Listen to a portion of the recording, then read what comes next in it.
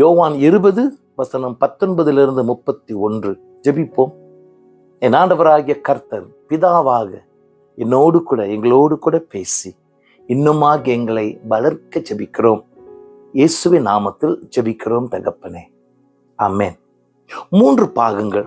Number 1, இயேசு கிறிஸ்து வாரத்தின் முதல் நாளில் சீஷர்களை சந்திக்கிறார். இயேசு கிறிஸ்து உயிர் தெழுந்த பிறகு வாரத்தின் கடைசி நாள் அல்ல, வாரத்தின் முதல் நாளில் கிறிஸ்தவர்கள் சந்திக்க ஆரம்பிக்கிறார்கள். சரிங்களா? ஞாயிற்றுக்கிழமை இயேசு கிறிஸ்து, இந்த உயிர்த்தெழுந்த இயேசு கிறிஸ்து இந்த பயந்து இருக்கும் இந்த கூட்டத்தை சந்தித்து ஒரு விசித்திரமான காரியங்களை செய்கிறார். அவர்கள் மேல் ஊதி பரிசுத்த ஆவியை பெறுங்கள் என்று சொல்லி, யாருடைய பாவத்தை மன்னிக்கிறீர்களோ அவருடைய பாவங்கள் மன்னிக்கப்படும், யாருடைய பாவங்கள் மன்னிக்காதபடி இருக்கிறீர்களோ அது மன்னிக்காதபடி இருக்கும். மிகவும் ஆவியில் அதிகாரம் நிறைந்த வல்லமை நிறைந்த பொறுப்பை ஆண்டவர் இந்த பயந்திருக்கும் மக்களுக்கு கொடுக்கின்றார். இயேசு கிறிஸ்து என்ன செய்யறார் தெரியுங்களா? அருமையான ஒரு அழகான ஒரு காரியம். இந்த மிகவும் எளிதான சாதாரண மக்கள் மத்தியில இருக்கும் அந்த ரூம்ல இருக்கும் அந்த பய சிந்தையை மாற்றி, இன்னும் கொஞ்ச நாள்ல உலக ரீதியில் சுவிசேஷத்தை கொண்டு போவார் என்ற தரிசனத்தை இப்பொழுதே காட்டுகிறவராய் பிள்ளைகளை அவருடைய சிந்தைக்குள் வரவேற்கின்றார். இதுதான் இயேசு கிறிஸ்து. அவர் எப்பொழுதும் நம்முடைய தரிசனத்தையும் நம்முடைய சிந்தைகளையும் பெரிதாக்கி கொண்டே இருக்கின்றவர். ஆமென். தேவஜனமே, பரிசுத்த ஆவியானவரை குறித்து எப்படிப்பட்ட அபிப்பிராயம் உங்களுக்கு உண்டோ ஒன்று தெரிந்து கொள்ளுங்கள். இயேசு கிறிஸ்து பரிசுத்த ஆவியை நம்மேல் ஊதினார். பரிசுத்த ஆவியானவருடைய பலன் நம்மோடு கூட இல்லாதபடி இருந்தால் நாம் மக்களுடைய வாழ்க்கையை மாற்றி அமைக்கின்றவர்களாய் வர முடியாது. 2வது, தாமஸ் பற்றி நம்ம பார்ப்போம். தாமஸ் எப்பொழுதும் நல்ல அடி வாங்குவான், எல்லா சீசர்களை விட. சந்தேக பேர்வழி, ஒரு கவனம் அற்றவன். 3வது, அவன் தைரியத்தை தவறான இடத்தில் வைத்தவன். லாசருடைய அந்த காரியங்களை பார்க்கும் பொழுது இயேசு கிறிஸ்து திரும்ப யூதேயாவுக்கு போக வேண்டும் என்று தீர்மானிக்கின்றார். சீஷர்கள் சொல்றாங்க, ஏசையா, யூதேயாவுல நீங்க போனீங்கன்னா பயங்கரம் காத்திருக்கிறது, கல் விட்டவங்களை அடிப்பார்கள் அப்படி சொல்லி கொண்டிருக்கிற தாமஸ் உடனே சொல்றாங்க, வாங்க நம்ம எல்லாம் போவோம், அவரோடு கூட நாமும் சாவோம். மிஸ்பிளேஸ்ட் கரேஜ், தைரியம், ஆனா தவறான இடத்துல இருக்கிற தைரியம். இதுதான் தாமஸ். சரி, இயேசு கிறிஸ்து உயிர் தெழுந்த பிறகு இந்த ஒரு ரூம்ல இருக்கும் மக்கள் சீஷர்களை சந்திக்கிறார்.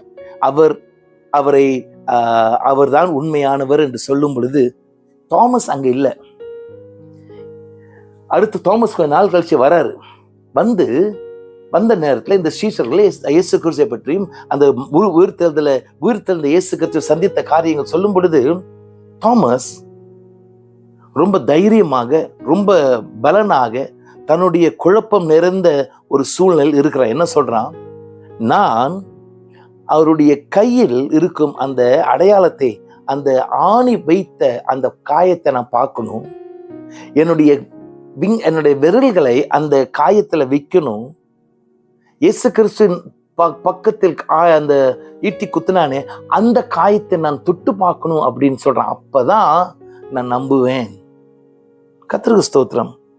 3 நிபந்தனைகள் தாமஸ் வைத்திருந்தான். 1, நான் பார்க்கணும், 2, நான் வைக்கணும், 3, நான் தொடணும். தேவஜனமே, நன்றாக பார்த்தீங்கன்னா, சீஷர்கள் உயிர்த்தெழுந்த இயேசு கிறிஸ்துவை பார்த்தார்கள் என்று சொன்னதை தாமஸ் நம்பவே இல்லை. அவன் விசுவாசிக்க வேண்டும் என்றால் அவன் சில நிபந்தனைகளை வைத்திருந்தான். சரி, பரவாயில்ல, இருக்கட்டும், பார்ப்போமே, நான் பார்க்கணும், நான் ஃபீல் பண்ணணும், நான் டச் பண்ணணும். Praise God. இயேசு கிறிஸ்து ஒரு வாரத்துக்கு பிறகு வருகிறார். தாமஸை பார்த்து கூப்பிடுறாருங்க, வாயா, நீ என்ன செய்யணும்னு இருக்க அதை செய். பாருங்க, தாமஸ் சொல்ற நேரத்துல இயேசு கிறிஸ்து அங்க இல்ல. சீஷர்கள் கூட இயேசு கிட்ட போயிட்டு, இங்க பாருங்க ஏசாயா, இந்த தாமஸ் இப்படிப்பட்ட ஒரு நிபந்தனைகளை வைத்திருக்கிறான், நீங்க தெரிஞ்சுக்கிங்க சொல்லிருக்க முடியாது. விளங்கிக்கணும். தெரியாத முறையில் இயேசு கிறிஸ்து எங்கேயும் விசுவாசிகள் இருந்தால் அங்க காண முடியாத ஒரு விருந்தாடியாக, நீ சாப்பாட்டு அறையில் இருக்கும் பொழுது, நீ ஐக்கியம் கொண்டிருக்கும் பொழுது, நீ வீட்டில் இருக்கும் பொழுது, நீ ஜபம் செய்யும் பொழுது, குடும்ப ஜபம் செய்யும் பொழுது காணாத ஒரு விருந்தாடியா இயேசு கிறிஸ்து எப்பொழுதும் இருந்து கொண்டே இருப்பார். Praise God. இப்ப இயேசு கிறிஸ்து கூப்பிட்டு, எப்பா நீ என்னமோ செய்யணும்னு சொன்னியே, அதை செய். இங்கப்பா இங்க கொண்டா, இதோ என் கையில் இந்த ஆணி அடைந்த ஆணியோட காயம் இருக்கு பாத்தியா, என் கையை பாரு, இந்த ஃபிங்கர்ஸ் எடுத்து தொடு, இங்க வா, கை நீட்டி இந்த சைட்ல அந்த காயம் இருக்க தொட்டு பாரு. ஆச்சரியம் தேவஜனமே. ஒரு அர்த்தம் இல்லாத நிபந்தனைகளை இயேசு கிறிஸ்து நிறைவேற்றினார். பிதாவினுடைய இருதயம். பிள்ளை கேட்டுட்டான், பிள்ளை மனசுல இருக்கு, செஞ்சிருவோம், பிரச்சனை இல்லை. அப்புறம் அவனுடைய நிபந்தனைகளை நிறைவேற்றின பிறகுதான் இயேசு கிறிஸ்து என்ன சொல்றாரு? சந்தேகிக்காதே, விசுவாசி. இந்த நேரத்துல தாமஸுடைய வாயெல்லாம் அடங்கி போயிருக்கணும். ஆனா ஒரு காரியத்தை செய்கின்றான், சடீர்னு ஒரு காரியத்தை சொல்றான். ஓ கூரியோஸ் மூவ், காய் ஓ தேயோஸ் மூவ், the Lord of me, the God of me, என் ஆண்டவர், என் தேவன். Praise God.